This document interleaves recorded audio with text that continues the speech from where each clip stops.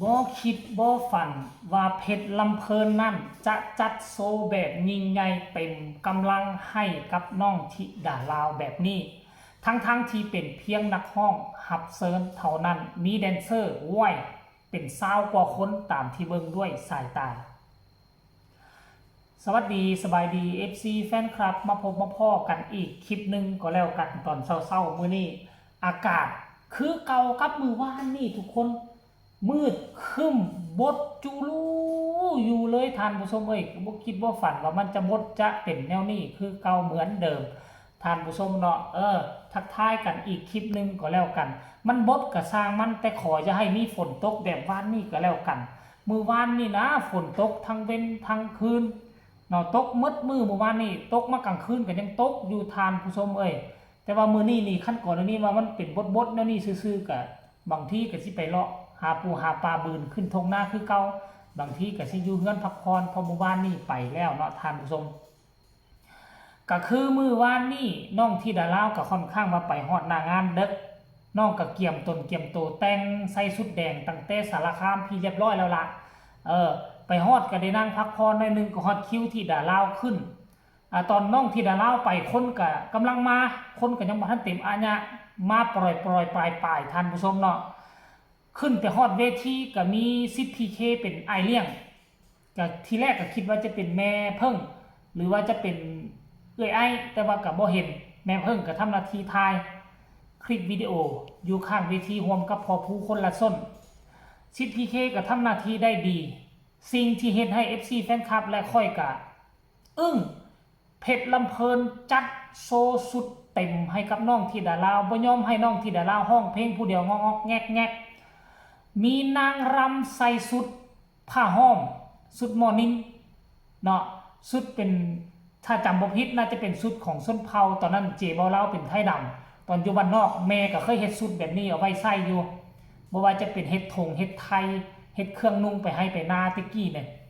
เนาะนอกจากไทยดำแล้วก็สิมีส้นเผามังกรเนาะส้นเผาผู้ไทยจะใส่สุดลักษณะแบบนี้แหละมาให้น้องธิดาลาวใส่สุดลักษณะคือเป็นสุดหม้อห้อมใส่สุดสีฟ้าแก่มาตัดใส่กับสุดสีแดงของนักห้อมมันก็เฮ็ดให้ทุกคนอยู่หน้าเวทีตื่นตาตื่นใจห้องเพลงแรกก็คือฮอฝันข้ามโค้งจบลงไปพอแต่เห็นมาลัยมาคล้องคอ FC แฟนคลับทั้งด้านหน้าเวทีลังไหลกันเข้ามาให้มาลัยหน้าเวทีน่ะให้ทริปหน้าเวทีน้องจนบ่ได้ยืนนะจบเพลงฮอฝันเพลงแรกนั่งอยู่หั่นเลยเก็บเอาพิธีกรก็เว้าเปิดหัวเรื่องไปนำโอ้ลมพูดคุยกันไปนำน้องธิดาลาวก็ตอบโต้ไปนำเก็บเอาทริปด้านหน้าเวทีไปนำป๊าดสรุปลมเลยอาญะอีหลีรายละเอียดให้ทุกคนไปส้มคลิปเรานี่สกอนขออนุญาตจากพอผู้ศิวิไลเดอร์ขอยิ้มยกออกมาจากลิกจากน้อยไปส้มพร้อมกันเลย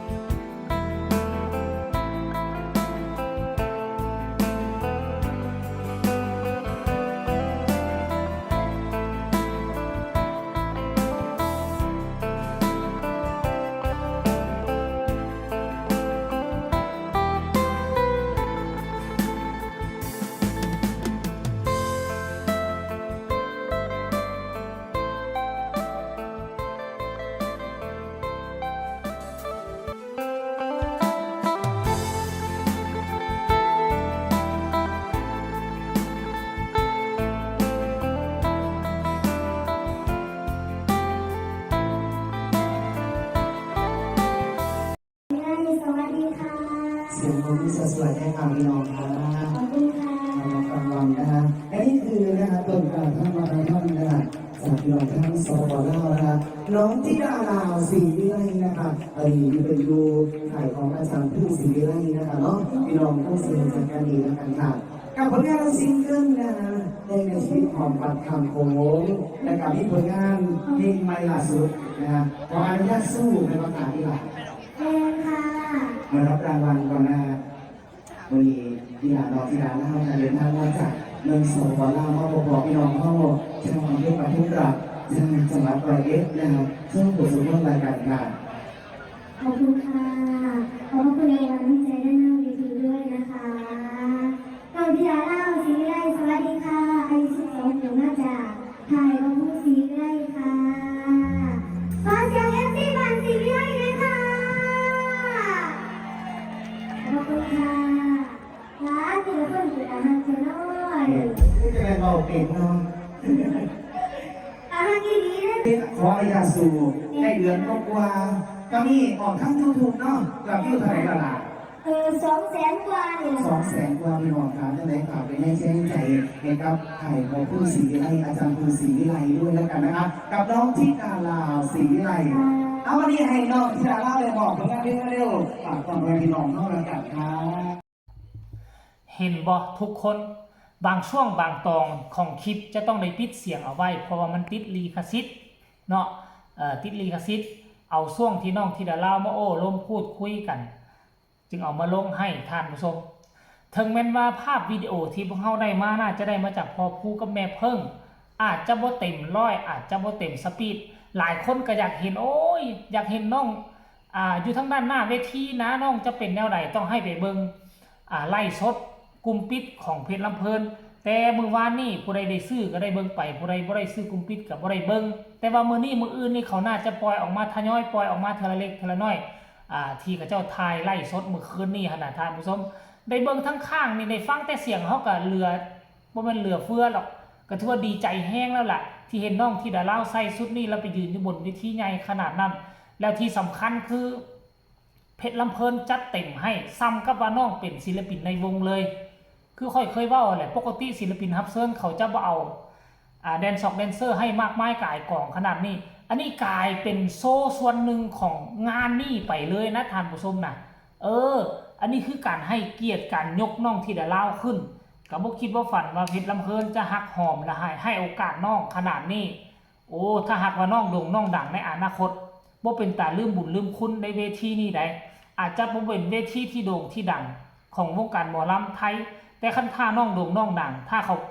เชิญไม่ก็ต้องให้มาเด้อต้องคิดเอาว่ามือที่เฮาบ่ค่อยดังเขายังเชิญและให้เกียรติขนาดนี้ในอนาคตถ้าดังเปรี้ยงปังต้องมาค้ำจูนต้องมาลากมาดึงวงนี้ให้โด่งให้ดังไปข้างหน้าท่านผู้ชมก็ได้แต่หวังว่าแล้วนี่แหละท่านผู้ชมบ่แน่ได้บางทีน้องที่ดาราก็สิโด่งดังกว่านี้แล้วก็บ่แน่อีก 2-3 ปีเพชรลำเพลินอาจจะโด่งดังเปรี้ยงปังกว่านี้ก็เช่นเดียวกันมันมีความเป็นไปได้ทั้งสองอย่างก็ขอให้ทั้งวงแล้วก็น้องโด่งดังไปข้างหน้าในอีก 2-3 ปีนี่ก็แล้วกันเด้อเอาสำหรับคลิปนี้ก็ขอฝากอีกคลิปนึงก็แล้วกันเห็นแล้วพวกเจ้าคิดแนวใดก็ให้แสดงความคิดความเห็นมาทางใต้คอมเมนต์ฝากกดไลค์กดแชร์ลาทานผู้ชมไปเพียงซ้ำนี้สบายดี